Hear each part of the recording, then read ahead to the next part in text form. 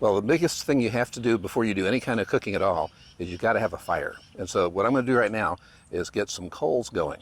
What I've done is I've taken a charcoal chimney and I've put in about a third of the depth of it. Not anything magical about that number, except that I've already measured the number of coals that I'll need for what I'm going to be cooking. That way I'm not lighting more than what I need. So what I'm going to do is I'm going to put something underneath the charcoal to light it. What I've got right here is simply a homemade fire starter that is wood chips and wax in a paper egg crate, and I've got a piece of paper under it so that after I light it and the wax melts, it'll still collect on that paper and continue to burn. The other way to do it is purely simply newspaper. Take 2 sheets of newspaper, crumple them up, stuff them into the underside and light that, and 2 sheets of newspaper will be all that one needs to get their fire going. Now, sometimes I don't remember newspaper, and so I've been known to cannibalize charcoal bags. And the nice thing about that is you've always got paper with you. These bags tend to have 3 layers to them. There's the outer layer, which is fairly thin. There's the second layer, which is pretty thick. And then there's an inner layer that's also the same thickness as the second layer. So there's several layers of paper that one can grab to use to help with their fires. That's what I'm using as a base here. So I'm going to get this started.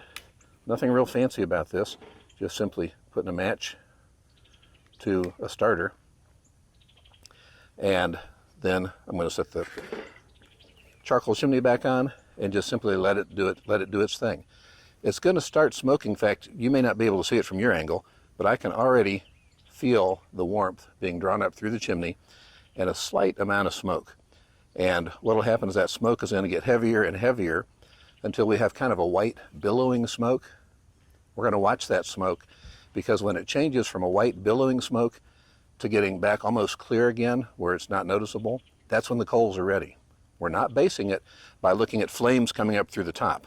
Flames coming up through the top are consuming the fuel that we want to use for the cooking. So we're going to stop at this point, come back and see what it looks like when the smoke is where it needs to be.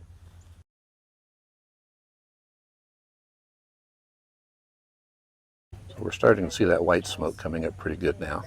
We'll check back again in another blink of an eye when we should be getting closer to coals being about ready.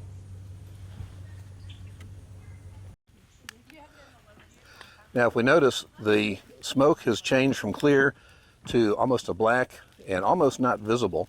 And despite the fact that I said we're not looking for flames, we're actually flaming up right now. Part of that is because I did not use a full chimney. If I'd used a full chimney, we would have the same smoke level, and at the same time, we would have coals that are ready. So I'm going to show you what the coals look like when they're ready. That's a big loud sound, I know. And so we're not looking for coals to be completely consumed in white ash. These coals right here, even though some of them just look like they have a small amount of white on them, they are sufficiently lit for what we're doing. If we waited until they were completely covered in white ash, we would have lost about 15 minutes of our cooking time. And we don't want to do that. We want to make the most use of the resources we have and not waste the coals. So that is the real trick on getting the charcoal started and not using too much flame to consume all your fuel before you actually put it to use. So hope that helps, and have fun with your cooking.